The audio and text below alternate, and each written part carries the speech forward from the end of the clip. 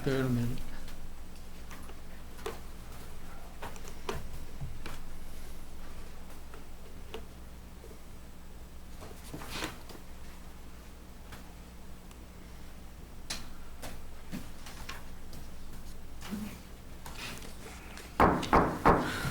I'll call the November the 9th, 2021 meeting of the Christiansburg Town Council to order.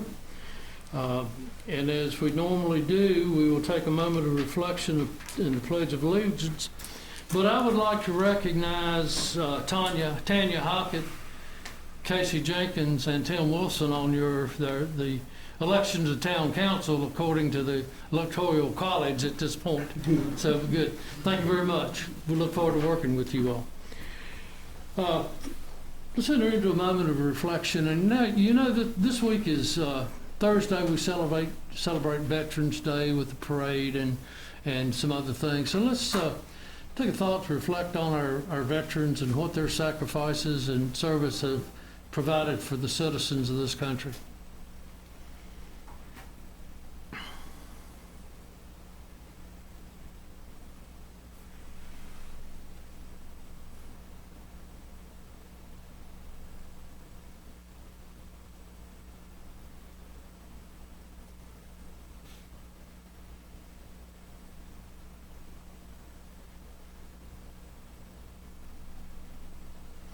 Thank you.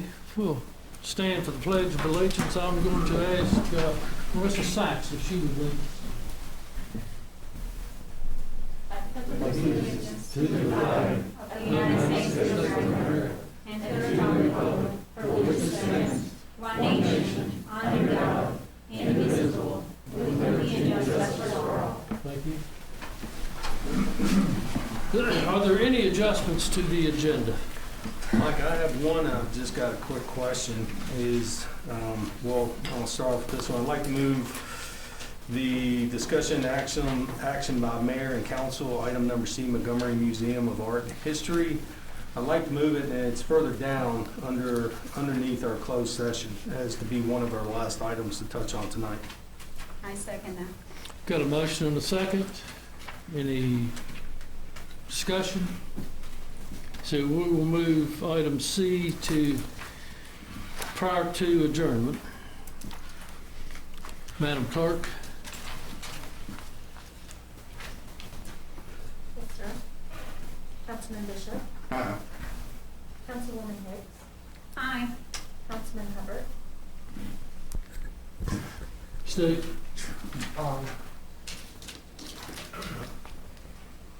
So yes or no? We're gonna move. Yeah, I don't see the point of it myself. We've already had the I discussion. know.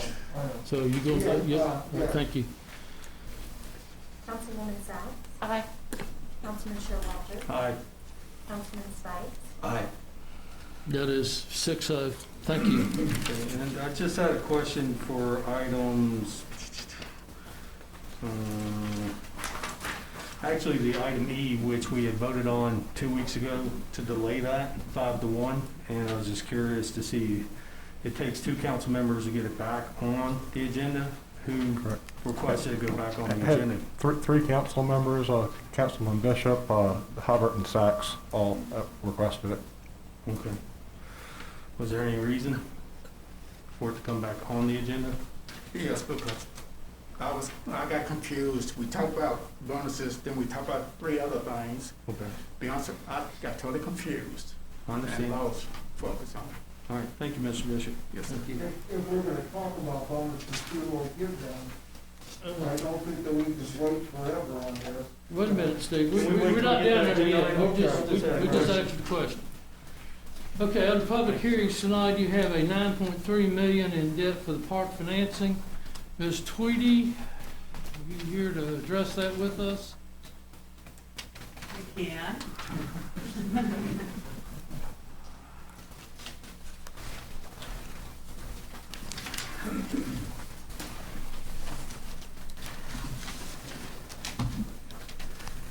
So in June of last year, we approved as a part of the budget the park construction project, and we approved the contract with Faulkner Construction. As a part of that approval was that we would enter into $9.3 million in debt to cover the cost of that park.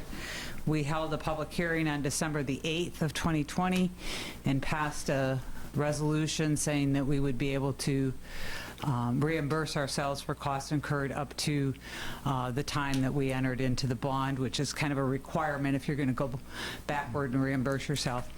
As of the end of November, we will be out of our reserve funds that we had to pay for the park going forward. So it is time to enter into the debt. It also happened to be perfect timing in terms of the interest rates that are available right now. We have a bid was 1.48% for a 15-year no-call loan. The next best rate to that was 1.57 for a 20-year no-call loan. And what no-call means is just that you can't prepay it. But with an interest rate like that, normally the only time you're going to prepay or repay a loan like that is if you can get a better interest rate.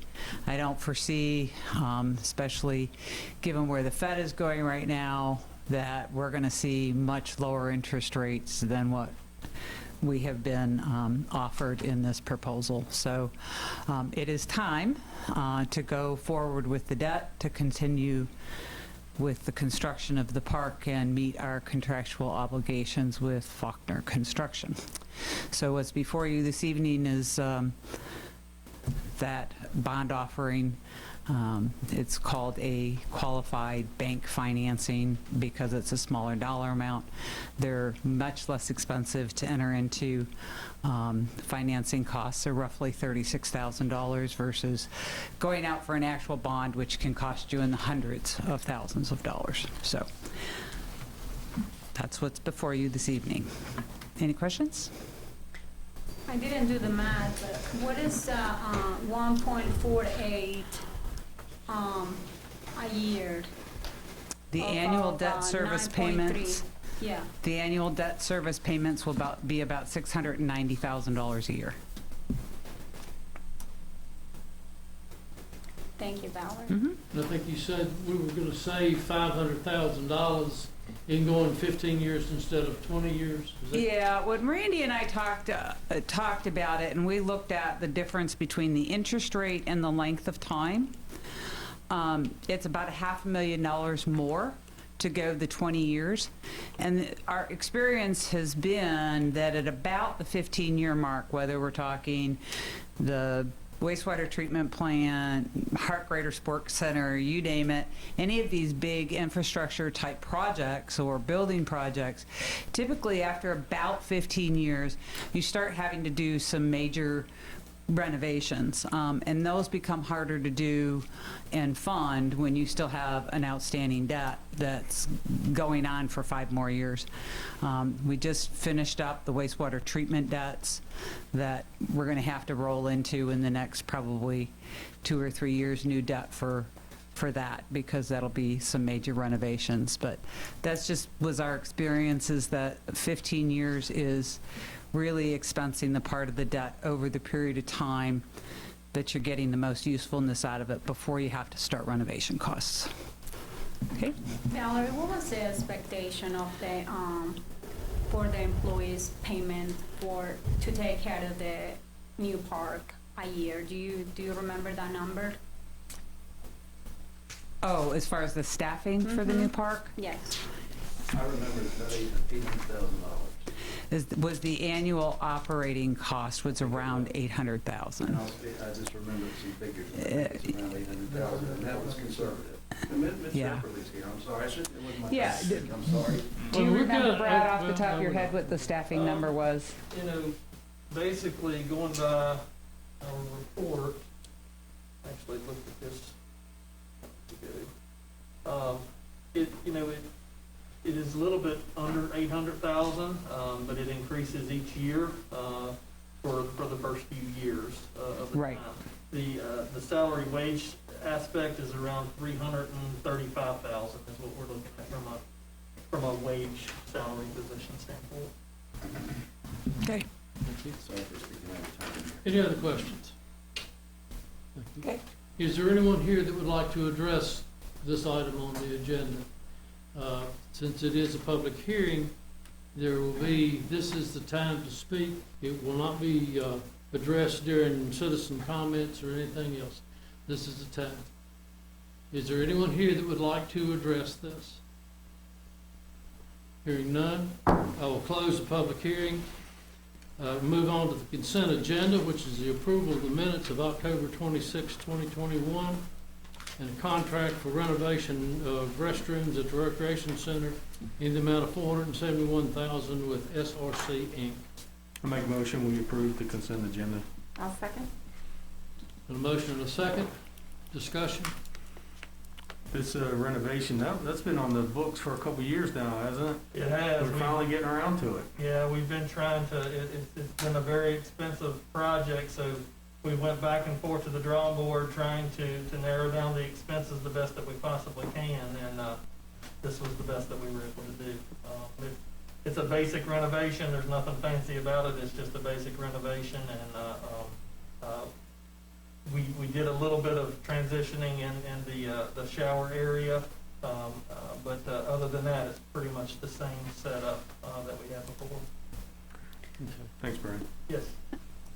And just to clarify, we used to have, we were gonna do a renovation, and correct me if I'm wrong, so it was $120,000, where we didn't use the money last year or for the last few years, even though it's being part of our budget, and we're going to be using it towards the $471,000, correct? So there's $120,000 in the budget this year, and it had been carried over for the past couple of years as we were trying to get the price down into some type of an affordable price range. And so that $120,000 is what's included in the $471,000.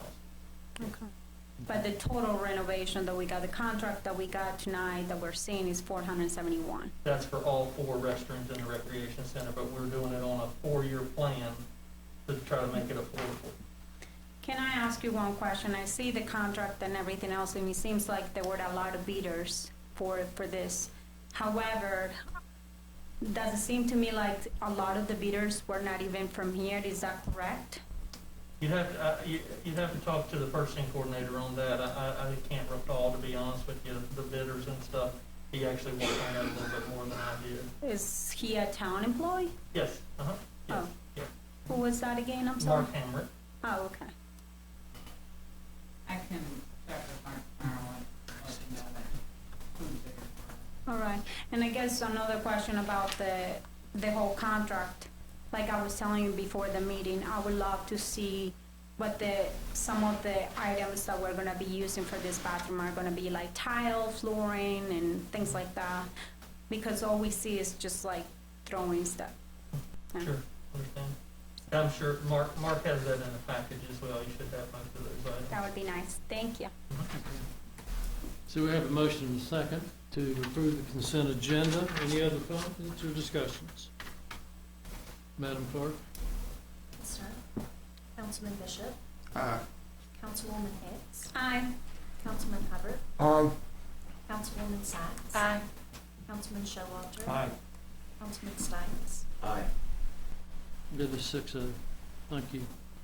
Under introductions and presentations, we have a park sponsorship presentation. Randy, is that yours? Yes. And whoever else, Christina's and whatever. But make sure that you feel comfortable. If the mic's on, you pull your mask off and let's talk.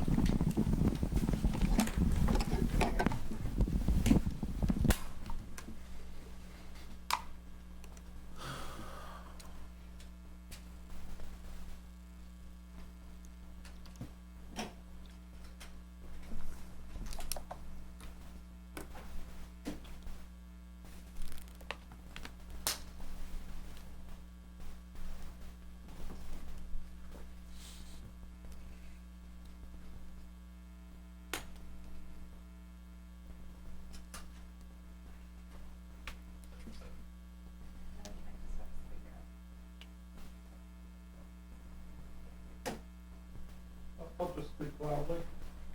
Could you give kind of a broad overview of what we're thinking in regards to sponsorship opportunities for the signature park?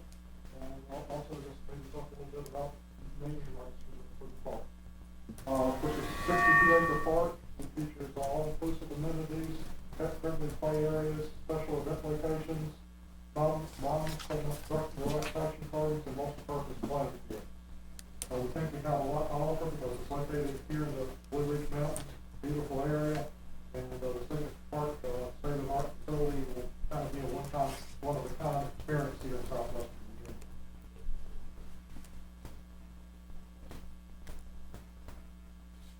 In regards to sponsorship opportunities, and I guess first say that this is kind of a high-level presentation, and we want to take this back to the Parks and Rec Commission for guidance in terms of dollar amounts for these sponsorship opportunities. But we won't obviously want to input in regards to what that will be. But the first sponsorship opportunity, basically one-level sponsorship, would be a 10-year partnership sponsorship for the signature park naming rights. It's obviously kind of the most visible part of the park, the overall park name.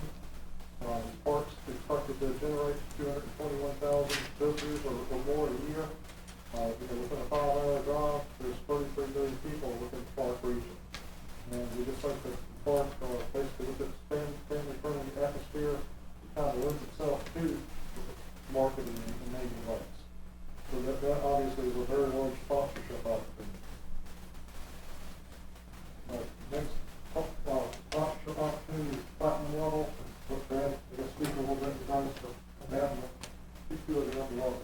Okay, so as Mr. Wingfield was talking, there are different levels of sponsorship that we're looking at from a draft perspective, the diamond being the highest with the naming rights, and then the platinum would be the next level of commitment.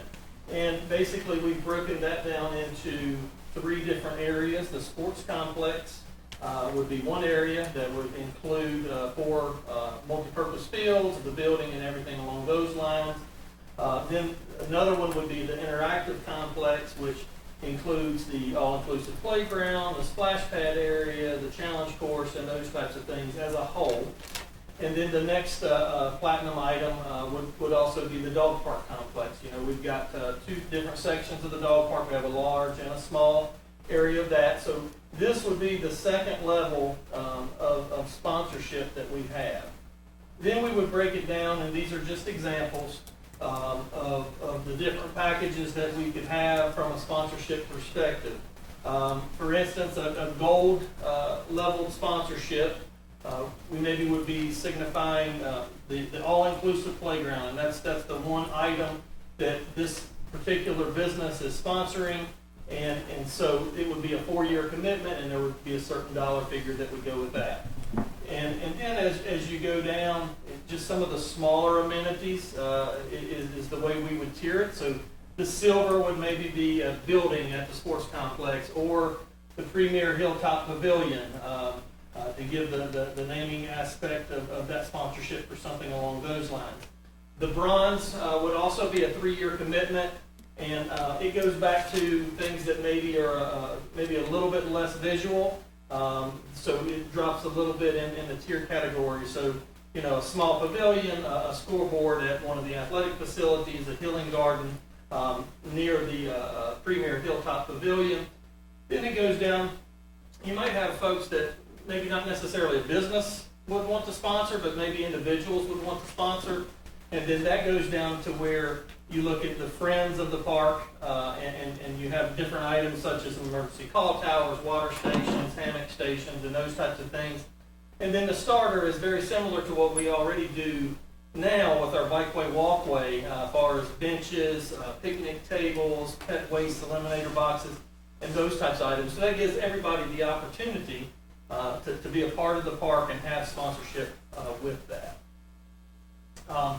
This is sort of the marketing approach, and again, this is a draft, but these are like items that we would look at far as a sponsorship from a business of things that we would be able to give them back in order for them to be a sponsor for us. And obviously, as it goes down, there's more items the more that you sponsor.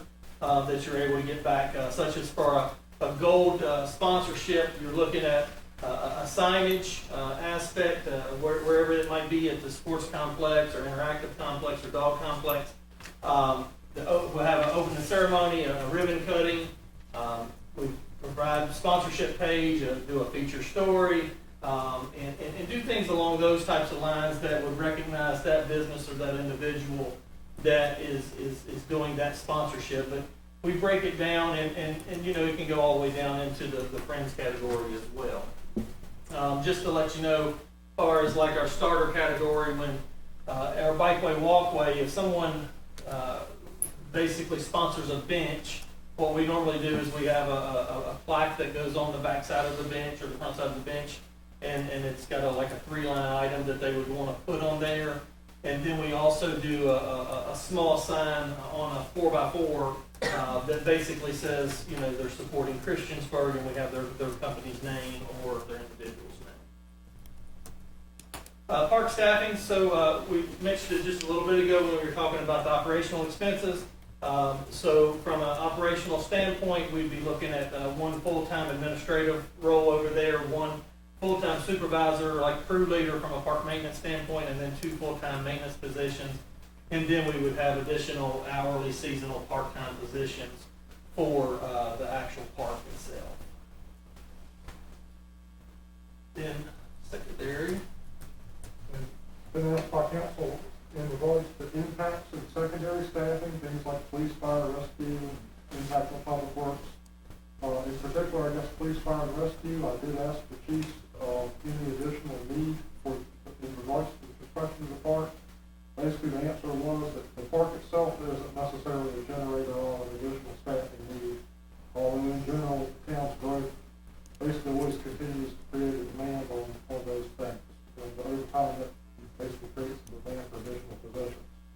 But the park itself wouldn't necessarily generate that. It's really more the addition of population, construction, the businesses and residents that's going to take down that's probably really more driving. Police will add a ride-by at this location to the park on the regular patrol duty stuff. And central park names, and this is just basically for your consideration. We came up with some primary descriptors, so these could kind of be the first name, and obviously a sponsor name may well need to be included. But then you have Christiansburg, Connector, Heroes, Huckleberry, Panoramic, Sport 114, Farm, Unity, Uptown, or Voyage, just some possibilities.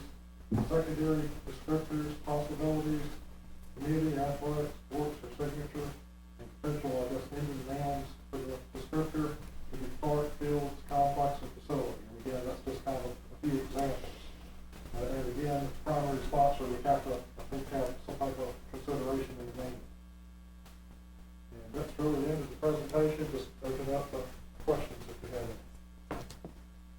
Do you guys, I know that we're gonna have walkways and, you know, the Huckleberry Trail going by. Is there a way to do a memorial break walkway where people can purchase a break with their name on it? And then maybe that can be a long-term, you know, payment, a So- one-time payment that can be So the walkways themselves are pavement, but there is the possibility of looking at different types of sponsorships like that. We'd actually mentioned in some of our conversation like a sponsorship board or something along those lines that meet sort of the same needs of what you're referring to from like a brick aspect. They're not necessarily bricks just because it's paved, but we can look at something along those lines. We can also possibly do the engraving of the brick. I know that there's companies that have done the stamping of the concrete. So I don't know, maybe there's a possibility it's not very expensive. Because I know some of the molds that they can change. I worked with my previous employer, we did something like that, so. And it wasn't brick, so yeah, Right. you're right. I think at this point, obviously, from a standpoint of sponsorship, I think that all things are on the table. You know, and I think we look at things that we can do in a pleasant way. You know, you don't want it to look like a NASCAR race car going down with sponsors everywhere. you can do it, but do it in a pleasant fashion that it doesn't take away the aesthetic value of the park, but still have good sponsorship and items there for it. About the names, is that gonna be names for like the different areas around the park? Is that what it is? So ultimately, we've got to come up with a park name. You know, right now we're referring to it as the Christiansburg Signature Park.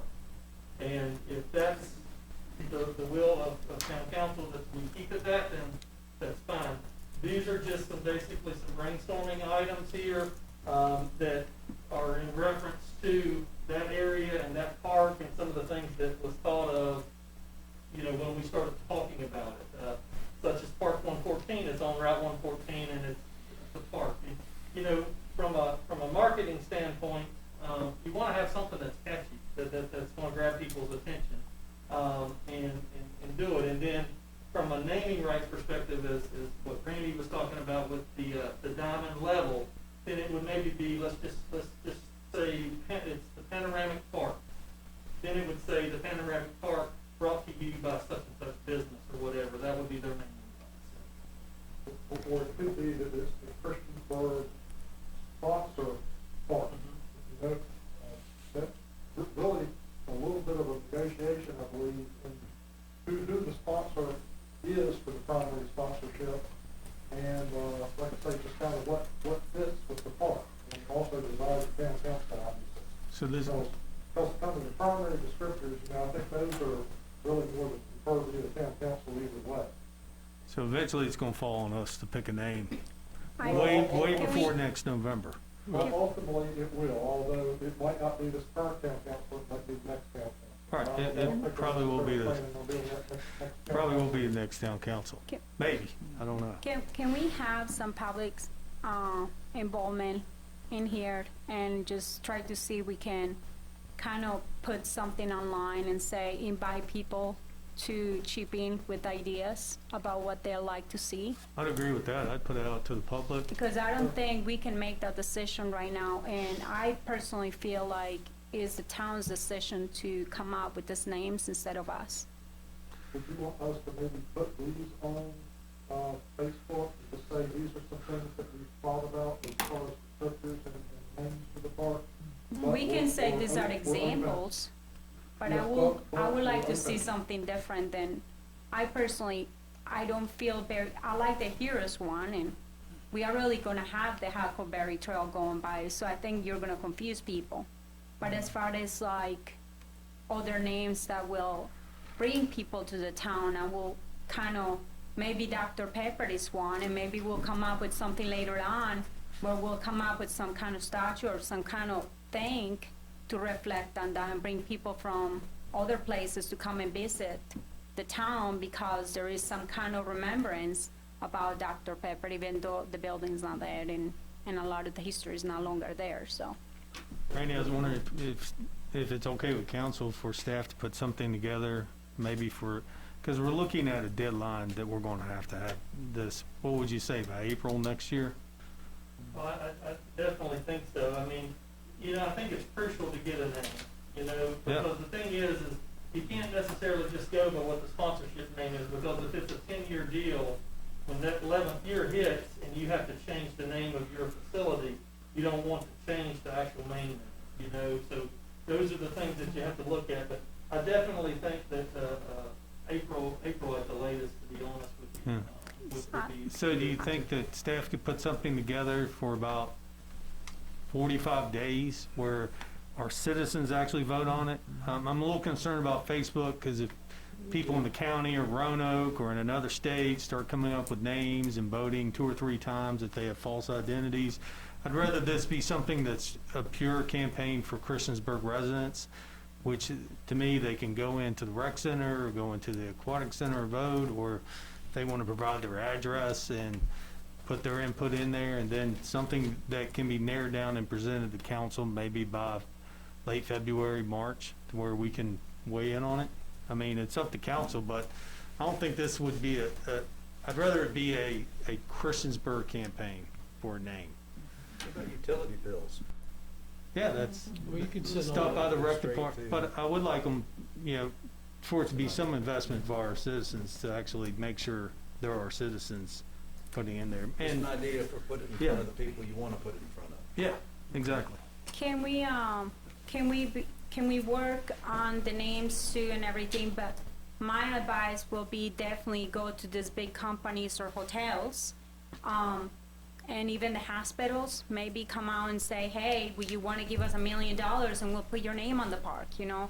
I don't know, I come out with ideas as far as the sponsorships. There is a lot of parks around other places where they have gotten so much money and millions of dollars just because they want their name on their parks. So, I mean, that, I think that's kind of been the thought all along, is that, you know, they'll be targeting some larger corporations, and have even, I think, reached out to some to see interest. And I think the one thing we needed to do was get it going and get the campaign started. I think that there are some interested businesses within this area that are willing. will it be even wrong to go to the county and ask them if they want to give us $2 million and they can come up with the name? Yeah. I mean, it sounds to me, it sounds right. Okay, anything else? You know, I was wanting to, maybe have we thought about trying to get a marketing type person to go around and check with these different organizations and to tell them that we're getting involved, getting ready to name things, and see if they would like to sponsor it. Of course, we need to get a price first, and all the tiers that you've just mentioned here, you know, how would you like to do that? I think that would be real good if we could even hire somebody for a couple of months to just go around there and touch base with all these people. He's right there. Yeah, No, that's well, Randy and I Andrew. mean, no, Randy yeah, and he's Andrew got a can lot on his plate right now. We need a marketing person, and that's their only job, every day, going out and beating the woods here. All right, anything else? Thank you. Next portion is citizens' comment section, where we invite citizens to come and speak things on their mind concerning the town-to-town operation. As normal, it's 3 minutes, name and address, then address your statements to the chair. You can, yeah, okay. First of all, Stephen, town council members elected here tonight. And that's what I was here to talk about, was silly non-disclosure. They were elected by the people. You know, you put every year on your budget, chain of command for the town. The top is the citizen, not you all, not Randy, the citizen. And we elected them, and we trust them to be able to make the decisions as to whether what you cover in a closed meeting should be kept confidential, not confidential, that they should be able to talk about it. You know, they work for us. They don't work for you. They don't work for Randy. They don't work for Bree or anybody else. And, I mean, it's not like it's a big secret what this closed meeting's about anyway. Look at it behind the parking lots down there by the old Wells Fargo Bank building. The Montgomery Museum, for their contract, which came out last week, or the last town council election, has 20 of what looks to be roughly 30, 40 parking spaces already guaranteed. And the value of that land is only like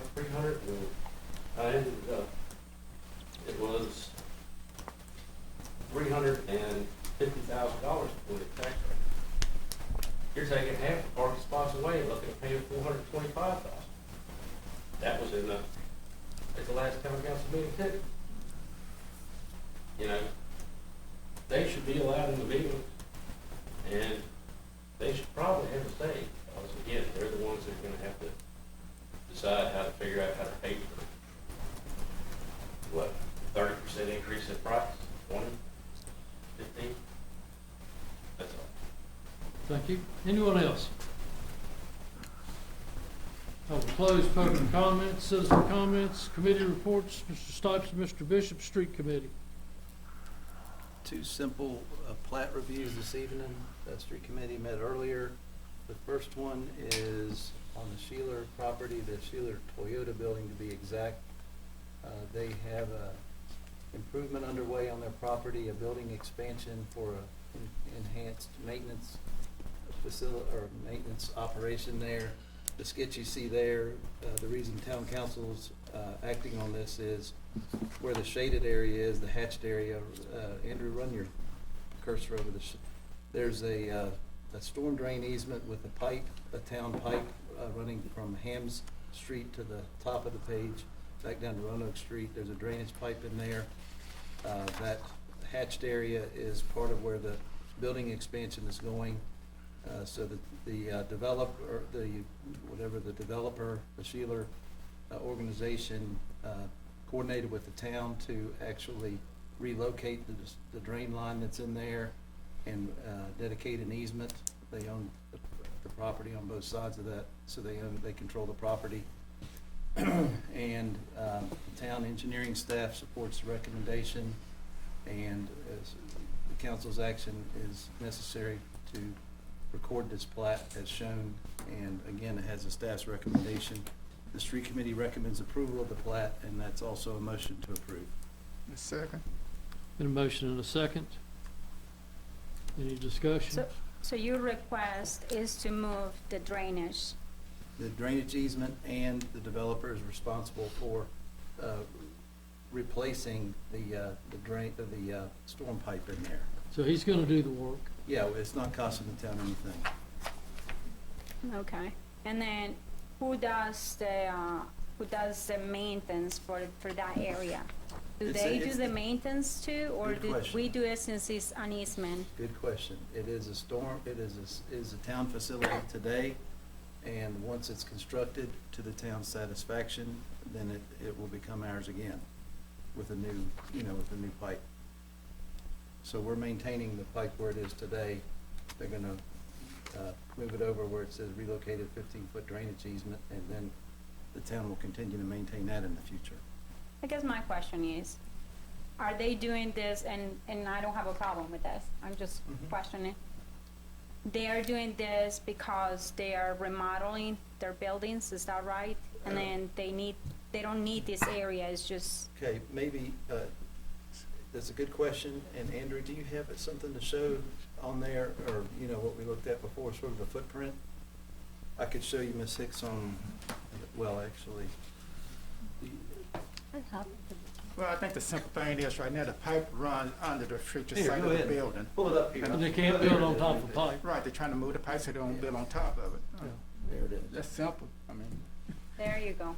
so. All right, that makes sense to me, I was Okay. just trying to figure out what it was. That's a good question, that's a good question, but that's what's Thank you. going on. They're putting a building over top of it.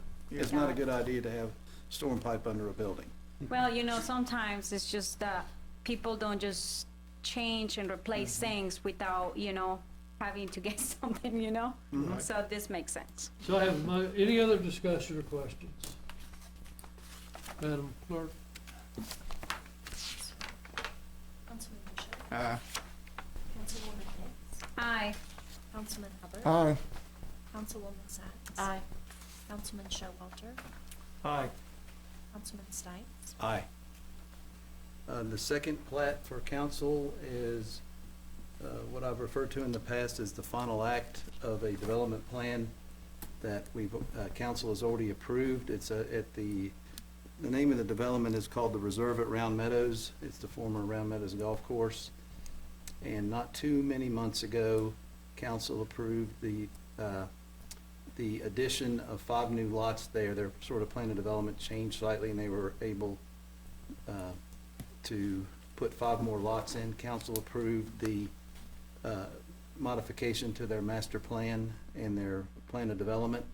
And the final act is, now that they have the survey lines in there, the plat lines in there, this is the requirement of council now is to approve the plat. It's been reviewed by our engineering staff, and the proper easements and so forth, ingress, egress easements and utility easements and so forth are in order. And the street committee recommends approval of this plat as presented, and that recommendation is also a motion to approve. I will second. A motion and a second. Any discussions? Madam Clerk? Councilman Bishop, Aye. Councilwoman Hicks, Aye. Councilman Hubbard, Aye. Councilwoman Sacks. Councilman Showalter, Aye. Councilman Stites. Aye. That's Six. it, that's it, Mayor, thank you. Thank you. Discussion and action by mayor and council. Amendment to the town computer IT decommissioning policy. Mr. Wingfield? Yes. This is revision to the computer decommissioning policy that council adopted earlier this year. Basically, this is to just provide a little bit more flexibility in that. A couple of the changes we making are it will allow for sale of phones. We've had employees who've been longtime employees retiring with, for example, a flip phone that we don't think we'll necessarily be able to get much for if we sell it. We'd like to be able to sell it to the employee. Same thing in regards to tablets in addition to computers, which the policy already addressed. And I think you also in this, you're adjusting the pricing instead of a set figure to the market value. Correct. For used equipment. Correct, and that would be basically IT doing surveying online of seeing what they can sell things for. They use GovDeals as kind of a typical site that they use to do comparisons. Okay. Any questions?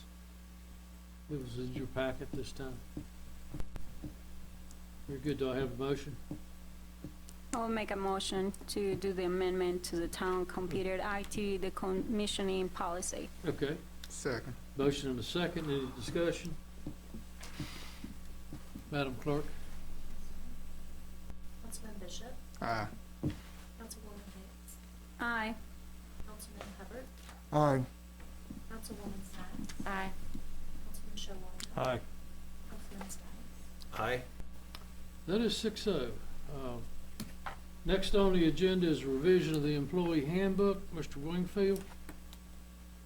Fairly, I guess, minor revisions to the personnel handbook. There was a summary sheet included in the council packet.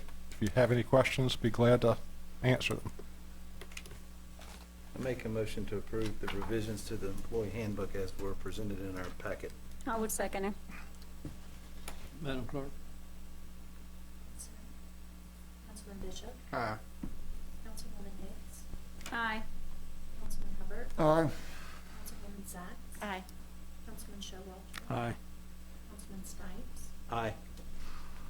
That's 6-0. Thank you. Good with you. Resolution to enter into a $9.3 million in debt for the park project.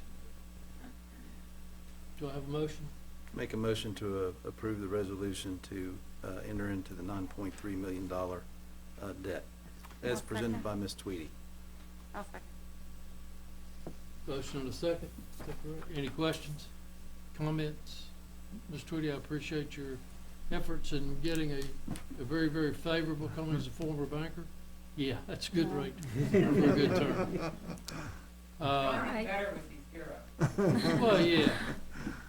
With the $1.5 million that's really gonna cost us right now to run and to pay for the loan services a year, not including any other charges that we may have in the future as of right now, and because of the timing that this was passed, I will actually probably not gonna be voting in favor of this. Any other discussion or comments? Madam Clerk? Councilman Bishop, Aye. Councilwoman Hicks, Nay. Councilman Hubbard, Aye. Councilwoman Sacks, Aye. Councilman Showalter, Aye. Councilman Stites. Aye. That is 5-1. Thank you. Budget amendment number 3 to approve appropriate funds for employee bonuses. Mr. Huppert, and Ms. Sacks and Mr. Bishop have all been issued statements of concerns, and I think what we're looking at now is Discussion, right? is a discussion and a motion to pass when the time comes. So do I have a motion? I would so move to pass the budget amendment number 3 as presented with discussion. Thank you. Do I have a second? Second. A motion and a second. All right, now discussion. Guys, I'm just Under the council members, the Code of Ethics, it says number 3, council members' duties should be performed in accordance to the rules established by the town council.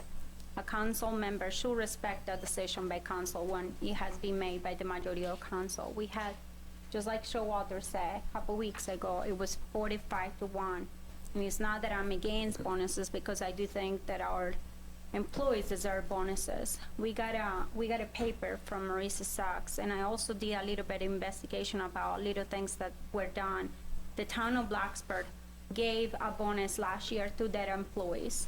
It was $1,000 for full-time employee, and it was $500 for part-time employees. There was no bonuses for this year, and now bonuses on the budget for this year. They also talked about the Aarp grants and stuff, and they're actually not going to be making any decisions until after February, once they have more of the public input discussions with the citizens in the town of Blacksburg. The county, on the other hand, did pass a bonus, but they have been discussing this for several months already. It wasn't brought out just on October 26th, I think it was when it was brought out. It was discussions that they had previous to that meeting of October 26th when they passed the amendment to actually give bonuses to their employees. Part of their bonuses program that they gave this year was that they were going to give bonuses to the people. Obviously, the police officers got money from the state, so they were not going to double those. They were just not going to give any more money to the police officers that did not receive any money. And then for all the other employees, they did give $3,000 for full-time employees, and they passed at $1,500 for part-time employers. Now, for the volunteers, one of the things that we have to be concerned here is that one of the things that was mentioned is that for volunteers, even though I want to give them, and I feel like they should get $3,000, $5,000 each, the thing that I found out was that we cannot do that because of, and maybe Rick can clarify that over here, but the bonuses for the volunteers is even something that is being considered by the county right now. Some of the people that I spoken this week with, they were saying, that's a really good consideration. The problem is we cannot pay more than $5.99 right now, because then they will be considered employees, or we have to write them on 1099. So when we talk about these bonuses and things like that, we have to be very careful about how we pay for this. And now, another thing too that was really interesting was that, there you go. I feel like, there were some of the departments were shut down during the pandemic. Our parks and rec, they work hard, but they were not open through the whole time, as far as like for all the people that we normally get. Not that I don't take your services, and I think you have done a really good job, Brad, but as far as like the employees, I think that people that are making over $50,000 are a little bit more stable right now than your other employees that make under that. I think a bonus is a show of appreciation, not a real financial need. And so I am really, really wanting to see a raise increase, because I think it's a shame on our town council right now, the fact that we have over 150 positions that are open right now, and we don't have people in those positions. 26 of those happen to be public works. And when I was looking at their numbers, they don't really get paid a lot. And they're doing all this overwork. They're overworked right now. And I think it would be the right thing to do to obviously support them a little bit more with giving them a raise instead of, we just had raises. And I agree with, I think Showalter said that the other day, a couple months ago, but I do think that we really need to think about giving these people a wage increase to be able to be competing with the rest of the market. We have Target paying $15 an hour just to start. You don't have to have a degree. You can just start and you can just do anything over there for $15 an hour. You got other places that are paying a lot more money than we're paying. And here we got paying $12.50 for lifeguards. We're paying $11 for some positions of coaching and the aquatic center. We're paying $11 in some positions with the recs department and other departments. I think this is a real need. Somebody cannot make it out of that, and all those part-time positions are not even getting benefits. Is what looking at this, I've thought about the bonus situation considerably in the last 2 weeks.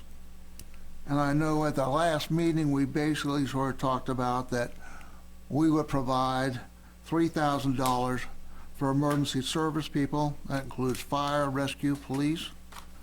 Then we would also supply $2,000 for our other employees. And for the part-time people, we would get $500. And the volunteer workers, we would get $500. And I think it's important during the holiday season, and I think our people are looking for that. And I think Ms. Hicks brought out some points there, that this has been a rough year, and they're looking for something. We have had the COVID. We've also had, as she mentioned, we've had to have people working more than their job because of the shortages. We also have inflation coming up now.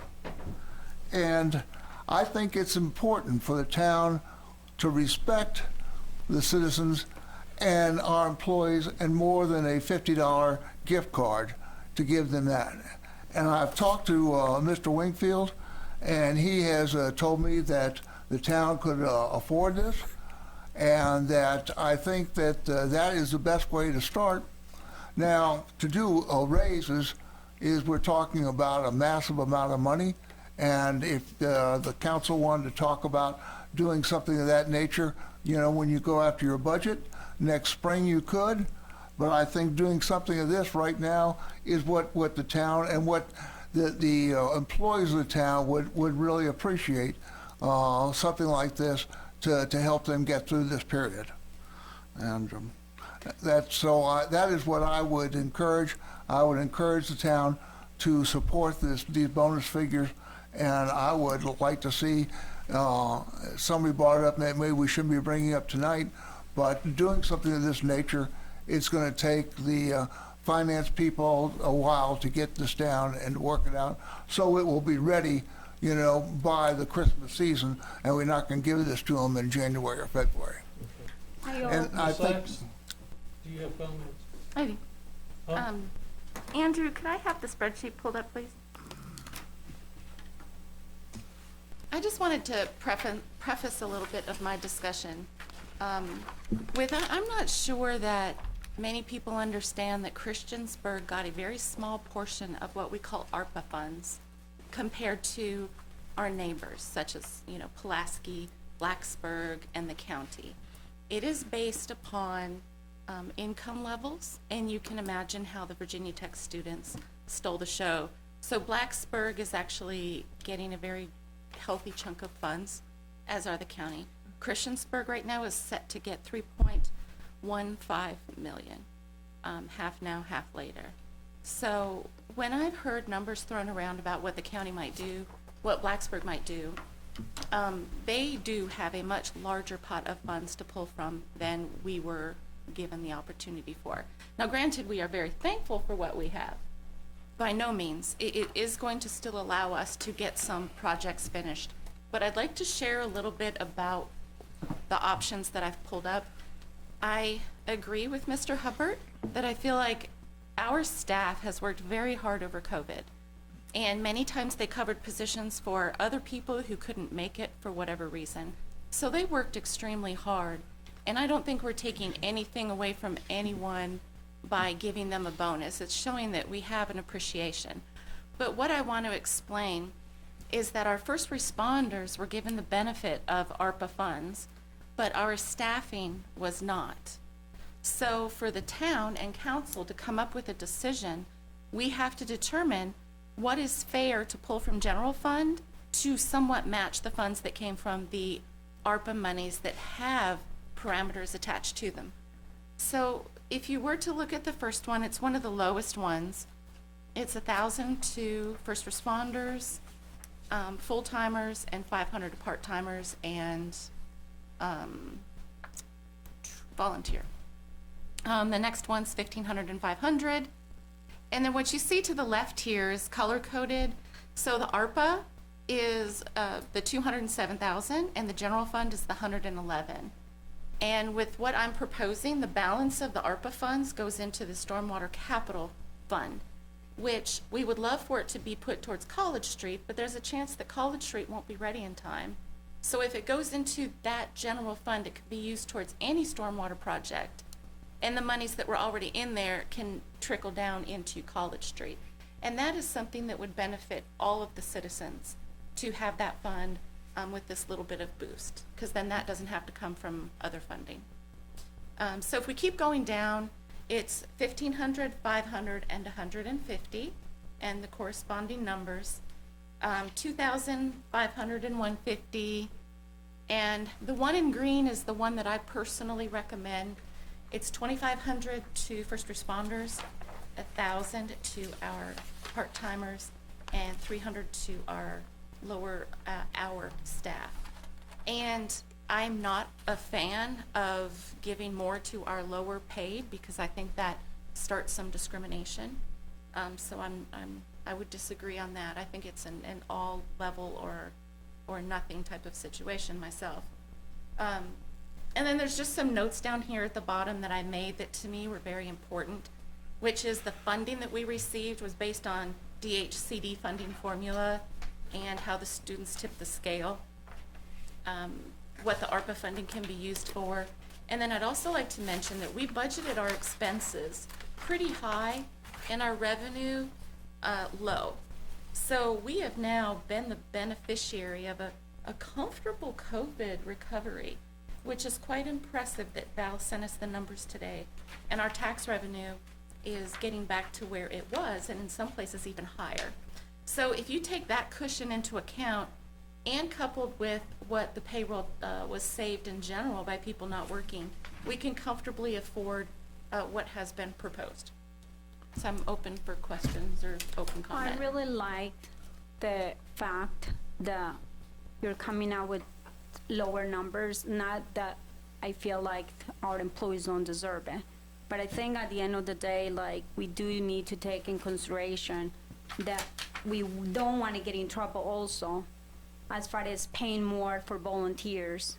So I do agree with the $500 for right now, and if we do find out that we can give them more, I think it would be worth it for us to bring it, and at that point it will be with new council. I also believe that I don't understand the discrimination thing that you said about discrimination. How is it a discrimination if you pay more money for a bonus? That's a one-time thing, and it's not gonna mess up with the VRS. Because in reality, if we're thinking about our employees, we should be thinking about their pensions and how to retain employees. Because right now, the biggest issue is not just getting employees, it's retaining those employees, which we obviously have had a lot of problems with the public works. And it's not because they are not doing the work, it's because they are underpaid. And a lot of them come over here to the town of Christiansburg, get the training they need, and then they leave us after a year or whatever, whenever they have the training to go and do other jobs. Ms. Hicks, I will say this, that I picked this up at the last mayor's conference in September. We're certainly not alone in a loss of public works employees. Every mayor that I talk to are having trouble keeping public works staff. I don't know if it's the nature of the job, but all of them. And there are a lot of people that are able to work that don't want to work. So we have made a lot of efforts. We have done everything from a hiring standpoint that we can do. So I think the fact that, I looked at the lowest wage we had an opening for was $14.56 an hour. For what? So Public Works right now for utilities, a maintenance worker right now makes $14.08. Okay. So Public Works General Services, which is the facility maintenance tech trainees, they make $15.94. Public Works, General Services workers, solid waste, they make $15.94 an hour. Okay. I mean, I can tell you, they're younger high school students, not even out of school right now. They're making more money than our Public Works people. And that should be our biggest concern. Well, I think that that is the next, I mean, that is the step of the new council. Right. Because you're going to, and the current council, that are staying over. Because that is a budgetary thing. I mean, that's the decision we have to make. I don't think that we can budget change. I would not recommend going back into the middle of the cycle and changing the budget because it affects your next budget as well. So I personally think that that what was presented to the town last week, which was total use of ARPA funds at $435,000, and the general fund usage is $201,500, and that is basically less than what was recommended by Ms. Sachs. Here is another concern that I have. So during the election, the voting day on November the 2nd, there were people, some of our employees, 2 of our employees came and approached me and said, Mrs. Hicks, I cannot believe you voted against the bonuses, when the reality is we have $2 million to spend, which we were told by our bosses, and we were told we were gonna get a bonus. So I feel like this is being done so, in whatever way it is, and I don't know if it was Randy, if it was the department heads, or whoever did this doesn't make us look really good, because right now it's looking like a reward for a voting reward. Okay. So we have the opportunity to justify that or rectify that. So I would like to bring out another point too that I didn't. Steve, just a second. Let me And if talk. you guys will give me a moment, I got a couple questions All right. on this. What are we voting on for the bonuses for full-time, part-time, volunteers? If I may tell you. Thank you. What I'm looking at is what was proposed by finance and town management. First responders is $3,000. Public work essentials is $2,000. All other full-time is $2,000. And then you have 201 part-time volunteers. Volunteers or part-time? Well, it's part-time and volunteers, less than 100 hours of work. We have first responders that are volunteers. We have Right, 33 right, I of them. understand. You that. have 43 part-timers, according to the spreadsheet that I had. And the volunteers are, 90. right. And the non-first responders, I assume to be volunteers, are part-time. We have 33 part, no. So I that see my numbers portion right of here. funding those volunteers and the first responder volunteers and so on is a cost of $21,500. Right, but how much are they getting, the volunteers? 500 Okay, at each section. all right.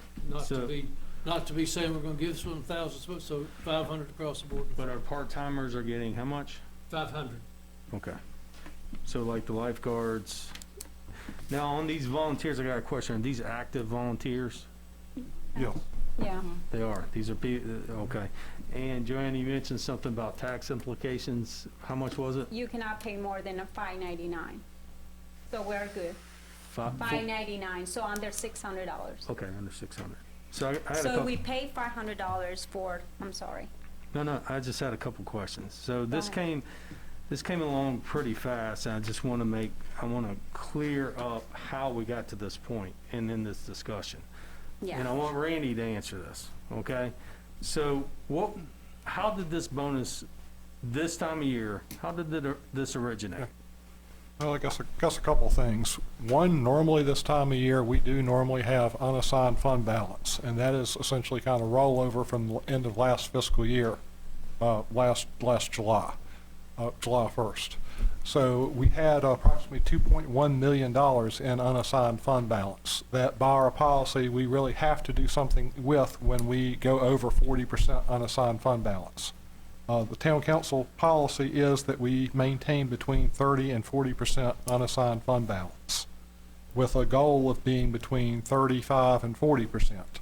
The unassigned fund balance from July 1st would have put us well over the 40%. So therefore, we have to do something with that unassigned fund Is that- balance. is- Also, the fact that the state police are receiving a $5,000 bonus and sheriff's deputies are receiving a $3,000 bonus from the state is part of the reason that prompted this. Is the fact that the state is rewarding emergency responders with a bonus.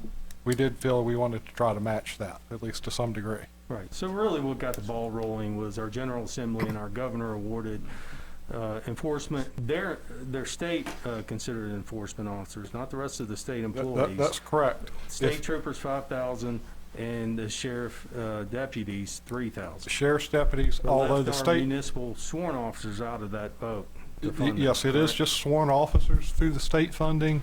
And one thing I'll point out too is that they're just funding a number of deputies that are funded through the state. In other words, Montgomery County has more deputies than the state will fund. The additional sheriff's deputies would be on the county to fund. Okay, so basically, for our uniformed police officers, we're matching what their brothers are getting paid over at the county, and I understand that. Correct. But it was, initially the ball started rolling from the state level. And Correct. of course, the rest of the employees like VDOT and things like that, they were not awarded any type of bonus like this, correct? Correct. The stimulus money, you talk about our balanced fund being over, is that factored into that? Well, it's part of the reason we brought this to you. We do bring budget amendment to you every fall, but because of the unassigned fund balance from July. But that's factored into it, though. Yes, it correct? is. The percentage where it's over. And those funds, if they are not used, we lose them, correct? Well, no, the unassigned, the ARPA money, if you The don't ARPA use it, money is what I'm talking you about. lose. You said that's included in that percentage that's so far over that we're, right. The ARPA money is we would be paying the first responders. I understand where that's coming from, Okay. but I'm saying, you mentioned the fund balance is way over what we decided years ago, which It's what over we the put together. 40% threshold. But that stimulus money's factored in that 3 million, correct? Val? No. All right, No. okay. You have to remember 'Cause too, it we was- got $2 million from CARES Act money. That was part of that budget. We also got we're gonna be getting $3 million, which is in this budget. So it's not money it shouldn't be burning our pockets. This was to help the whole population of Christiansburg. And that was designed to help with the infrastructure and to help with first responders and essential workers. That's what the money from the American Rescue Plan was designed for. It Right, but- wasn't to give ourselves a raise. And that is exactly what we're gonna do. But that's in a separate pot. You're not, Val, you're not including that into our balance We're fund talking about overage. $201,000 out of our general fund. Because you lose those if you don't, right? And the stimulus too, if you don't use them, they're heading back, right? Right. All right, so they're not Until guaranteed. 2026. Yeah, but still, you lose them. They're not guaranteed money. Essentially, if we don't spend the ARPA funds in Right. accordance with the rules of ARPA, we will have to return any unspent ARPA dollars. Right. And We'll what's have to- really scary is that there is a lot of places that are having to give money back. So when it comes to the inflation, and we're months off from starting the budget cycle. What exactly is going to be proposed to council next year for a COLA and merit increase? Because for anybody here, Christiansburg has always been good to their employees. We've awarded raises every year that I've been on council, and it's been over a decade where we've given a raise. Percentages vary per year, especially when the bubble burst and when COVID came out, but we always made the attempt to show our appreciation to our employees. So what exactly, with the 5% or more inflation, what's the plan going to be presented here in about 2 or 3 months to us for raises? Do you guys, is there a percentage you're thinking about? I would want to keep the 2% merit pool as we've done in the past. Right. The COLA, I would want to base in part on the consumer price index increase over last year. What that'll be, I can't necessarily tell you right now, but I can take a look. I do think it's going to be high though. It is going to be high. And we haven't necessarily always matched that either with our COLAs. I'm hearing that the state is, I think, going to budget 5.5% for COLA. So, you know, obviously pretty high percentage increase statewide. Okay. And here is another concern that I have, you know. I personally feel like we're not done and over with the pandemic. I feel like there is a recession that is gonna be coming, and that's just my personal opinion. We also have wage increases that are coming from the state. And the fact that, you know, courthouses are just opening up for cases of foreclosures, which those will take a while, and for rentals that have not paid the rent. So are we preparing for something? And I know we talk about how we have this money, almost 40% right now. This will make it 42%, but at the same time, can we be able to sustain our town for, let's foresay the recession lasts 2 years? Because remember, we just got a Republican governor and a whole bunch of Republicans right now that are not so happy about handing out money. And so I think that's something that we really need to be concerned for this coming up year. And I do feel like, you know, I am okay with giving the money to the police officers right now, Public Works, and even for our part-time for our volunteers and our part-times, but I think we have to maybe lower the pay right now if we are going to do for some other employees right now, because I just feel like we got a letter even the other day, you know. I mean, the reality is a lot of our employees were, you know, some over here in the office too, you know, some of them were not in the office. Thank you. Mr. Bishop? Yeah, I just want He's been waiting patiently. Go on. try my best. Just like I told Mr. Showalter earlier, when we did this 2 weeks ago, this got rolled into 2 or 3 other things, and I got totally, my brain went somewhere else. And I guess I was just tired, and I voted, would I vote yes, when it should have been no. But, you know, I'll be the last person to stand against our staff getting a bonus. You know what I mean, especially when the people, our neighbors next door, doing the same type of work are getting bonuses. Granted, it doesn't come from the state. We as a town need to look out for our staff. So if this comes to a vote tonight, I'm gonna vote yes. I'm straightforward. That's all I have. That's my 2 cents worth. I agree with Mr. Bishop. I think he has some very good points there. And I do think that we need to keep up with what other people are doing and what the state is giving out. And Ms. Hicks was talking about salary raises for once, and now she's backing up and saying we should not give them bonuses, you know, to get them by this period. I think that we need to look, and we do take good care of our people, and this is a way to show that we're taking good care of our people. And concerning a recession, I'm afraid neither one of us are into economy, but right now that we're fighting inflation, and inflation is going to be very, very strong, I think, for the next 18 months. And I would really support us giving a little something here for our citizens and for our employees for this Christmas period. And I would hope that we could have a vote for it tonight. Can we vote on each item? Mr. Stotts. I'm sorry. Thank you. So number one, I voted in favor of the 5-to-1 majority to delay action on this. It was a lot of information that was brought up in a short amount of time, and the size of the ask, so to speak, and the limited amount of discussion, that seemed to be the right choice for me at the time. I don't like to rush into decisions. I will say that I've, after some more research, the act of a financial reward sort of has 3 aspects the way I see it. It's appreciation, demonstration of appreciation. I think there's a very important retention aspect, and then the real acid test is reasonableness. And the way the motion is on the table, so I have, I think based on those 3 metrics, I think taking positive action for those reasons, to show appreciation, to incentivize retention, and it does pass a reasonableness test to me, the order of magnitude of what we're talking about. So it is a different discussion, and I'm open to act favorably on it, but I cannot, in the form that it's been presented, my daughter is one of the 7 lifeguards, remaining lifeguards at the pool. So the way the motion has been made and seconded, oh, and by the way, lastly, Miss Sachs, I actually liked your proposal better, but the way this other one is less total dollars. So that's gonna sway my opinion towards, but I liked, I It'd be good if we appreciated your could- homework, You're welcome. and I liked your presentation, and I came tonight prepared to support yours.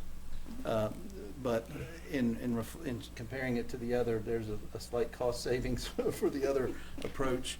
So if the motion and the second is revised to set aside part-time employees for a separate action that I would abstain from, then I'm comfortable to act in favor of the motion on the table the way it is. But if it's not retracted and revised, then I'll have to abstain. Mr. Stubbs, can we do, and everybody, if it's okay with you guys, can we revise, and I completely agree with you, can we revise and have it for item? For example, the police department, I do believe they should get the same amount like everybody else got, $3,000. The volunteers, obviously, because of the threshold that we have to follow, $500. But can we vote on those items individually? So maybe you can have the ability to be able to vote on some of these items? And maybe we can come out to an agreement on what we want to pay full-time and part-time. Well, quite honestly, Ms. Hicks, you and I are not in the driver's seat, because there's already a motion and a second on the table. So can we, Brad's right, I can't vote either on this motion that's on the table, because I have, my kids work part-time for the town occasionally. Well, and I certainly appreciate both of your stance on that, but you certainly have the right to vote abstain or whatever. But I think at this point, we need to call for a vote. who made the Did the motion first- first again? Was it me? I think it was. I think it was. Can you, So I'll can you retract- take it back? One moment, please. I can handle it. We will retract my original motion as stated for an updated version without the part-time included. You know what? So what are we voting on? Say that I don't know yet. I still don't know. This is Of where course, we you get can have to confused. speak up or something. I'm not sure what you're asking us to do. Well, my first motion was for 2,000, 1,000, and 300 as previously presented. I will retract that to go with the mayor's recommendation of what was presented last time, which was actually a little bit more of a savings over my plan. What We have was a that? second. Can you explain I'll that to me? second What that. was? Okay, Yeah. we have a motion and a second on the proposal from, it's actually not my proposal, it's the proposal that finance. Can you read that out? I'm not exactly, It's right there, you the said it financial last figure. week. Okay, But the total of it is, from the ARPA money, will be a total of $423,500 for our, all other full-time employees at the rate of $2,000. okay. That would be $180,000, and our first responders, non-first responders, 43 of them at $500, 21,500. So the total of town funds from the general fund is $201,500. Can I make a suggestion? Can we have, You wanna I hate split to it, you do wanna this. vote on the ARPA funding? I want the ARPA funding separate from the general funding. Okay, then would you have? And separate from part-time, because All right, Yeah. Part-time needs to be pulled out, or I can't vote. I Yeah. will Okay. vote. Okay, okay, that's fine. so I'll retract my second statement, Let's start from scratch. and let's try this the third time. Okay, so I so move to pay out of the ARPA funds $3,000 for first responders. second. And Public Works Essentials? No, we're- They're all under that ARPA. I thought The it was just essential first public works is responders. under ARPA, that is correct. The regular full-time is not. So I would also include the public work essentials, which my count is 76 people. I will second that. Okay. That's at 3,000 for emergency responders and 2,000 for essential public works. What now? That's, Yes. that's correct. All right, from ARPA. And do we have a From second ARPA. on that? Do I I have a second. You I got a second? second it. I second it. Is my second gone? Yeah. Okay, just want to make sure. Okay, so that is the first, and we're apparently gonna vote on 3 sections of this thing. Yes, we are. So, the vote, is to the $3,000 for first responders, $2,000 for public works essential workers, Mhm. And that's it, that's the ARPA funds. and that's out of the ARPA funds, and that would be $362,000. Madam Clerk? Councilman Bishop, Uh, Councilwoman Hicks, Aye. Councilman Hubbard, Aye. Councilwoman Sacks, Aye. Councilman Showalter. Aye. And that is 6-0. I get a vote too tonight still, one more meeting. I vote aye as well. All right, now the next portion of it that I see we need to address is the $2,000 for all other full-time employees, the $500 for first responders, $500 for volunteers, and non-first responders, I assume, are the part-time help, Mhm. 43 of them. and that's a total of $21,500. So we're gonna vote on 180 and the first responders, that's all under ARPA. So under the ARPA, you have the first responders, 16.5, you have the volunteers at 45,000. Under the ARPA. It's No. under ARPA. Yeah? It is under ARPA. So we just voted on that, right? We did not. We You voted voted on the on, full-time. we voted on the full-time and we held out the part-time and the volunteer. Okay, but we're still separating it with ARPA money and general fund money, We have correct? not gone to the general funds yet. Okay, So the ARPA money is, another 21, it's like $61,500. Do I have a motion? so what, can we just go My over one more goodness. time what we're voting on? Yes, sir. You have 33 first responders at $500 apiece, and that equals $16,500. You have volunteers, you have 90, at $500, so that's a total of $45,000. Okay, So So- I make go ahead. a motion, we approve $500 for first responders that are volunteers. Okay. And You have a then, second? Second That's as here. far as we can go at this point, I think. yeah, I think so. Let's just do that one. Second. Got a second?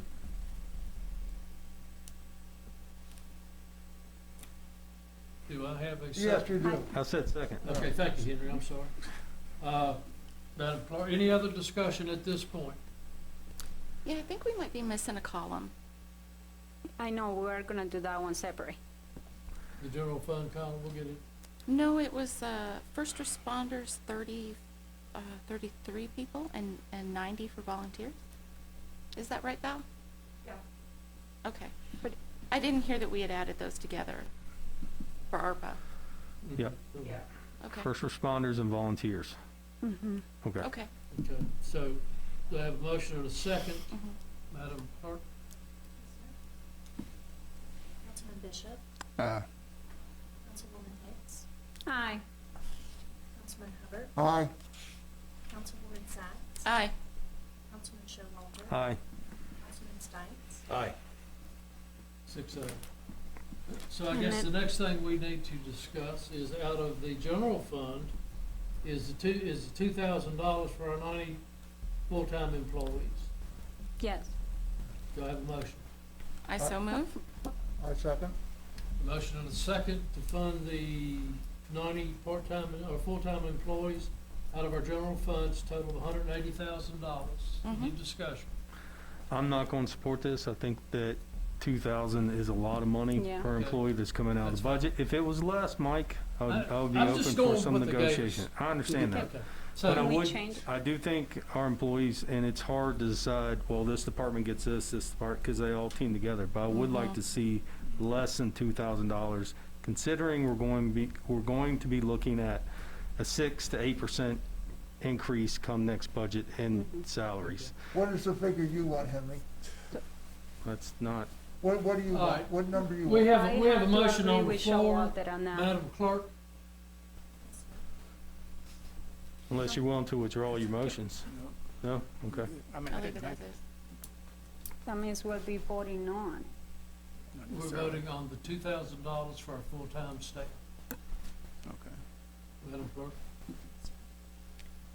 Councilman Bishop, Uh, Councilwoman Hicks, Can you skip me for a minute while I think about this? No. All right, you got, you should be ready Nay. to vote. Okay. Councilman Hubbard, Aye. Councilwoman Sacks, Aye. Councilman Showalter, Nay. Councilman Stipes, Aye. There's 4-2. Now, the last is the non-first responders at $21,500. I so move to approve that bonus rate. And that is for our part-time Right. staff. It's part-time across the board, right? And how much was that again? Recreation 1,000, right? department, aquatics, Yes. everything.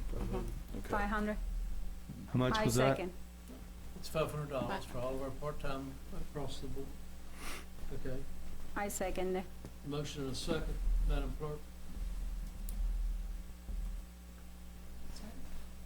You know, we need to have a discussion Steve, on this. we're having a vote. Well, wait a minute, comment. I thought we had discussed this. Steve, do you want to discuss it? Well, I just wanted to bring out the point, Randy, you can maybe bring out, what is a part-time person? A part-time person would have to work less than 25 hours with the town. Basically, with full-time's 40 hours a week. Part-time, we limit it to 25 hours max per week. And we do have I guess a minimum cap of hours. I think it's 100 hours is the minimum hours that you would have had to work to been eligible. And that's 100 hours? Correct. Okay, thank you. Thank you. Okay, now, Madam, anything else, Madam Clerk? Councilman Bishop, aye. Councilwoman Hicks, Aye. Councilman Hubbard, Aye. Councilwoman Sacks, Aye. Councilman Showalter, Abstain. Councilman Stipes, Abstain. Now, get me back on this thing, so we have 1, 2, 3, We have 4. we have 4 4 and ayes, two. 2 abstain, okay. Yeah. 4, 1 others passed, thank you. I think we're all done with all of them, right? I think we're done. Can I just ask a question? Just real quick, it doesn't have anything to do with the voting or anything. How exactly do we plan on paying this out? Is it going to be as soon as possible prior to holidays? Are we going to prorate it over a 6-month term? Are we going to have any type of caveat that, you can't do the Steve Miller song and take the money and run, meaning that you're going to take another job as soon as you get this 2,000 or is there anything out there like We that? do any type specify of teeth in this? that you had to have been employed with the town during the pandemic originally, and that you have to be a current town And employee. it doesn't include any new employees that have come on in the last couple of months. There's a date on that. That's correct. What I And- and- believe is May. Yes, it goes back to the pandemic, basically. So anyone that has come on board in the last 6 months is not eligible. Okay, but there's no condition that if they leave January 1st after they get it? There isn't, although, all honesty, if you were to pay it out and they were to leave, what kind of way would you have of clawing it back? I think would kind of be tough. I got you. I think a good relationship is a two-way trust, and I think, at least speaking for myself, I think other council members are in the same mindset, is we appreciate the employees and what they've done, and we're hoping that they will see this as a reason to stay in our family, I guess. So that would be our demonstration of trust, and so I appreciate your point, but that's a two-way street, and I think the action we're taking is that action of trust as well, that hopefully they'll see that this is a, great place to stay, a part of the team. To me, this is a retention. I can't tell you how many people. Bonus. It is a That's what it retention to is. me. That's all it is. I can't tell you how many people that you come up to me usually and will tell me how much they appreciate what we're doing and how we're thinking about them and how they're thinking about the whole situation. And as a part of me, I think that we can afford this financially, and I think too it's good that we're doing this to support them, and it's just a good thing all the way around. Yep. Thank you. Look forward to your public comments next budget session. I think these are great comments, Steve. Okay. Maybe you'll be right there saying the same Moving on thing. to discussion of council-elect members' inclusion in closed sessions, town council emails. I don't have an issue with them attending the closed session meeting. I don't either. And I don't think that, I feel like for the last 4 years at least, not a hell of a lot of what we discussed in closed session stayed in closed session. So, I mean, does it mean we need to sign this agreement, which may or may not be binding legally? I don't know, that's up to council, but, I mean, the decision we're gonna make here tonight, they certainly should be included in it. And again, there's no big secret as to it, I don't even know why we go in closed session, but we can, and I would recommend that we invite the council members elect into this closed session meeting for discussion. I so make a motion to allow our new council members to be with us during the closed session. Okay, that's a discussion, I think we had a head nod that we're gonna do that, so I don't, if you wanna make a motion or It want was a second. discussion and action by mayor, so I Well, think we had the head nod, everybody agreed, yes, we're good with that. But if you wanna put it in form of a motion and we'll vote on it. I think we should make Go it ahead, a make the form motion. of a Make motion, the so. I will so move on to, allowing the new council members to be in the closed meeting with us tonight. I'll second that. Motion and a second, thank you. Madam Clerk? Councilman Bishop, Aye. Councilwoman Hicks, Aye. Councilman Hubbard, Aye. Councilwoman Sacks, Aye. Councilman Showalter, Aye. Councilman Stites, Aye. The 6-0, thank you. Just for clarity, I'm going to include council-elect in council emails going forward. Yes, Yes. that's what we kinda got it all in. Yes. But really, do we need to go in closed session? Obviously, it's, everything we've ever Been out discussed is out there. Do we really even need to do it at this point? If you're discussing, I think you would, just because you still are talking about, I guess, terms and conditions. I want to be in closed session Okay. because of some of the specifics of, at least we're all have yeah, I feel more comfortable with this particular discussion. Action, if we take any, will be after that, but I think there's some sensitive topics, yes. Okay. I agree with that. Just to clarify, public comment earlier, the indication was we're gonna spend all that money for 38 parking places. Randy, how many parking places are we buying, if we buy? Total, off the top of my head, I'd have to, are we going to have the discussion here in open session, I guess, or? I want to clarify the public comment. Are we buying more than 38 parking places? If we buy? Yes, it'd be more than that. Thank you, that's all I need to know. Staff reports, town manager? Just want to, I guess, pass along that I'm going to be advertising for gift cards for employees. It is a budgeted item under current budget.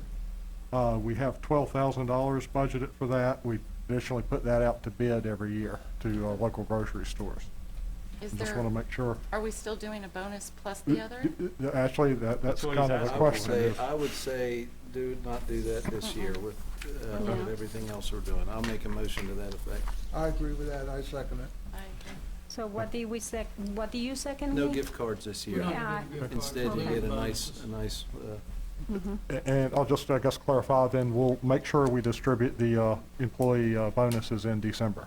That's correct. as soon as Yeah. possible, yeah, that makes sense. Do we, Anything else? Do we have to make a motion on that, or, I mean, No. there was a motion on the table, there was a second on the table, so don't we have to vote on that? If we need a vote, do we need a vote or not? I think Well, it's- Well, you it just is, made a it is a motion. budget It's not- item, That's although not- if I was instructed not to bid it, then I'm not gonna bid it. So basically just be an unexpended item at the end of the year. It But there going- was a motion. So let's go through the process. Madam Clerk? Stern. Councilman Bishop. Aye. Councilwoman Hicks. Aye. Councilman Hubbard. Aye.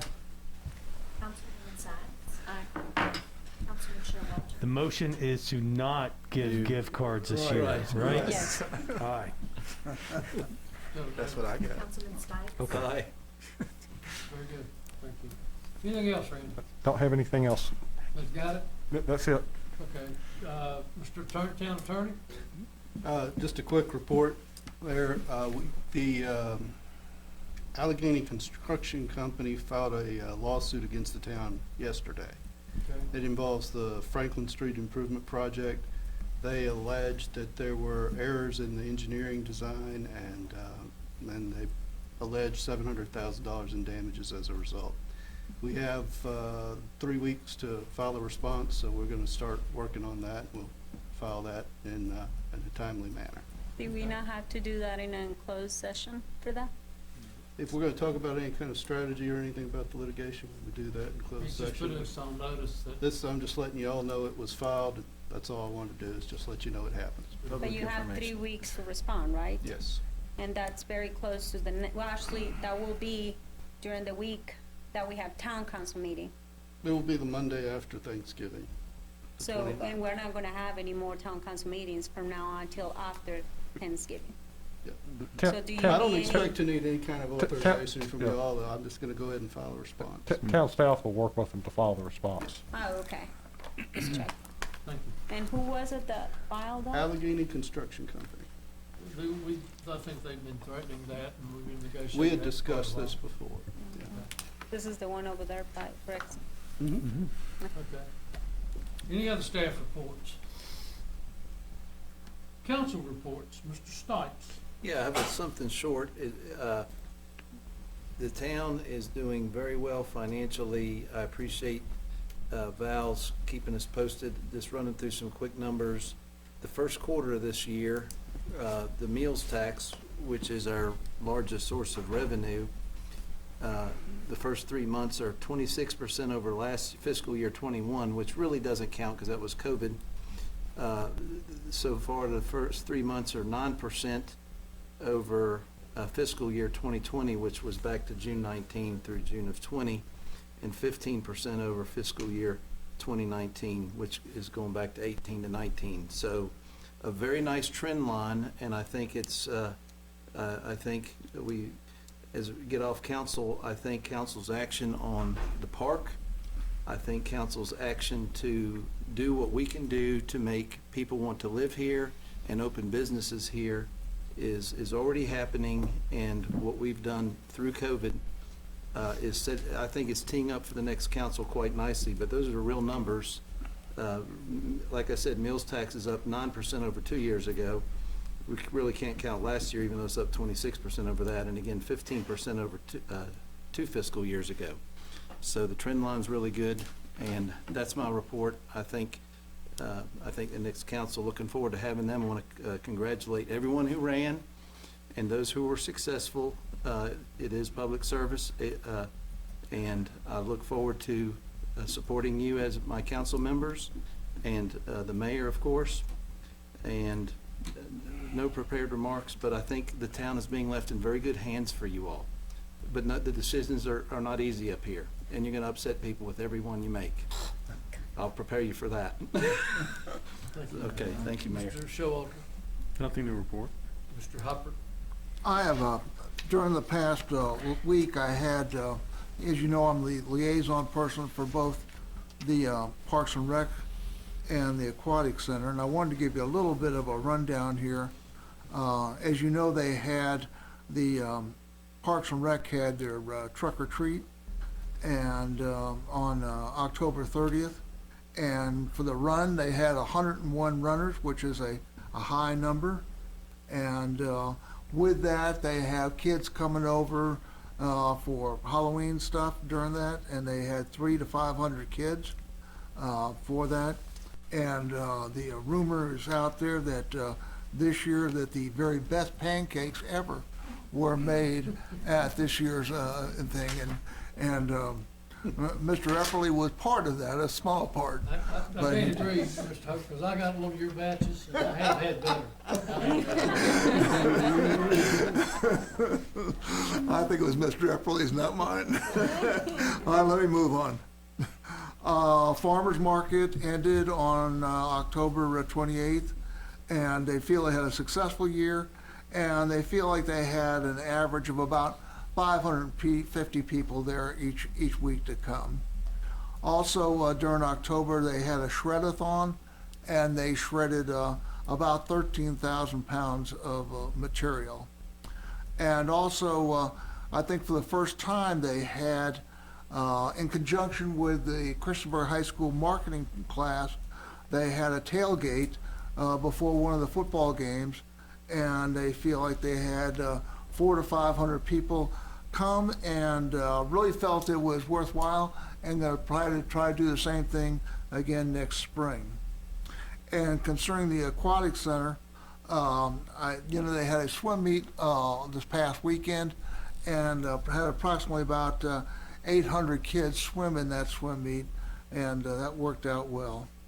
And then my last comment here, Mr. Barber, I'd just like to congratulate you for your reelection, and I'd like to congratulate the town, because it's obvious with the number of votes that you had, that the town, the people of the town, approve what you're doing and approve what the town is doing for the citizens. And that's all I have. That was unsolicited advertisement, incidentally. Mr. Bishop? You tell him we do have 3 new council members. Nothing. I have nothing. You got? I have nothing. Yes, Arts Board is 11:30 by Zoom tomorrow, and we hope that the first art installment will be in the Cambria area. And I do believe that that will happen with the new council, so look for great things from them in January. Ms. Hicks? I was just gonna say the farmers market did really well this year. It was really nice to see all the events and the different activities, so please pass the message to all the people on the Parks and Rec. It was a nice thing to go and see every Thursday, and even though some of the weather didn't cooperate, but it was great. And then also I wanted to just wish everyone a happy Veterans Day, mostly for all the people that have served our wonderful nation. And then also I wanted to say happy Thanksgiving to all, because we're not going to have a town council meeting in 2 weeks, so happy Thanksgiving to everyone. Very nice. And I noticed, Brad, you can, or Christina, will correct, but I do know that they have sent the information out about Christmas on the Market this year, December the 10th. December the 10th. And it's in conjunction with the Christmas parade. That's correct. It'll go from 5 to 9 p.m.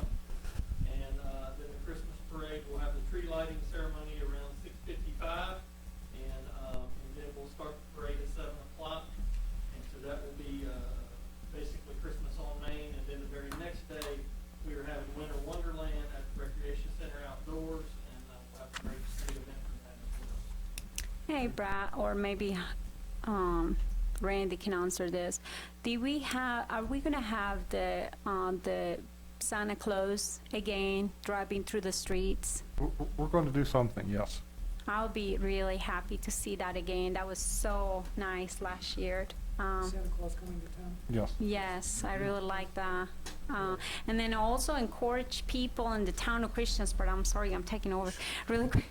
But encourage people to do the Christmas lights again. It was so nice to see all the Christmas lights all through the town, and just what a great compliment to our town to just be a Christmas place to come to. So just a really good job to the people that have done it in the past years, and if we are able to give some free boxes or lights or something, I don't know if we can do that, but I would really like to see something in place like that. All right, under other business, Mr. Bishop, you have Yes, your part memorized yet? I do. Okay.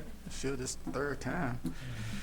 Request for a closed meeting under Code of Virginia 2.2-3711A3 for discussion or consideration of the acquisition of real property for a public purpose or of the disposition of public held real property where discussion in an open meeting would adversely affect the bargaining position or negotiation strategy of the public body.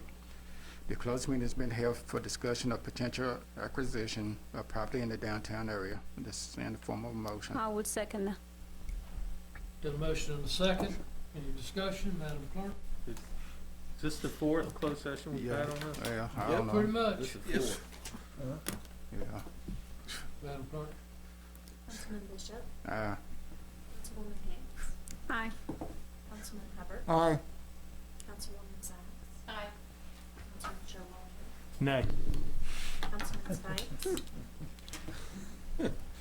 I'll vote aye. 5-1, thank you very much. We're going to go into recess for about 3 or 4 minutes, at which time the parties invited will stay and come back and whatever, and we'll talk from there. And also turn the microphones off.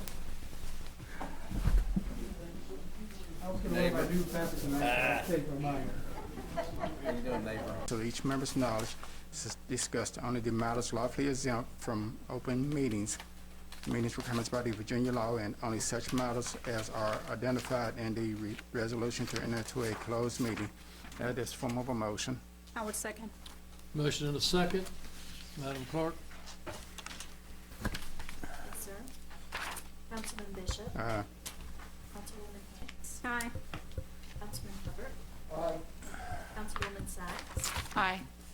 Councilman Showalter, Aye. Councilman Stipes, Aye. Okay. Council action on the matter. Are we willing at this point, we're just gonna drop out of the bidding for that piece of property, or Yeah. is that No. what you stand? No action. No We action. take no action. No. Very good. Next is, under other business is the discussion of the museum, the request for $50,000. Make a motion that we grant the request to the Montgomery Museum in the to the tune of $50,000. I'll second it. Motion and a second. Any comments, questions, Yeah. conversations? I have concerns. I mean, we just gave them 18,000, in July or so. The This is to museum- buy the building. I mean, that's what this, And provide. the 50,000. It's Okay, still this is money. I closer. understand, but it's still a museum. And is this money gonna be used just for the museum, or it's gonna be used for the spaces they plan on renting out sooner or later? So, It's used to buy the building, to buy, to buy the building. And to That's not provide what I was saying. ADA compliance is also, Mr. Bishop, well, I see, think there was. okay, you said to buy the building, and when I talked to someone, they said it's not to buy the building. The money can be used for to buy, it was gonna be used to renovate. It's part of your fundraising campaign of $1.6 million. So that's basically Okay, part of the well, fund. Okay, that's fine. So I am going to abstain from this, and the Okay. reason for it is that I own buildings surrounded, and I have office spaces. Okay. And this will be, I feel like it will be a conflict of interest. So we have a motion and a second. Any other discussion? Well, I didn't think that we were gonna need to have discussion, but putting the museum downtown is gonna be a major plus for this town, and I hope the council realizes that. And working with that small park, it's just going to, we've been talking for years about getting things downtown and generating business down there, and that's what this is gonna be helpful for. And the $50,000 really is just a small thing here, and you have to appreciate what they're doing to try to do that. If some of you have not been there for a tour, Ms. Sachs and I took a tour about 10 days ago, and they went through it, and I'm sure they would be happy to give you a tour too and give you an idea of what we're looking at. Thank you. And my comment to that is I also feel like they are a good partner to have in Christiansburg. but also we supported the Christiansburg Institute when they needed assistance for another very good cause locally. So I do feel it's fair that the museum would ask for the same amount that was shared with Christiansburg Institute. Good point. Yeah, excellent point, Marissa. Thank you. Okay. Any other discussion or comments? If none, Madam Clerk? Yes, sir. Councilman Bishop, Nay. Councilwoman Hicks, Abstain. Councilman Hubbard, Aye. Councilwoman Sykes, Aye. Councilman Showalter, Aye. Councilman Stites. Aye. So that is 4, 1, and 1. Thank you very much. Is there anything else to come before council? Hearing none, we are adjourned. Turn your microphones off. Council members elect, thank you for coming. See you next month.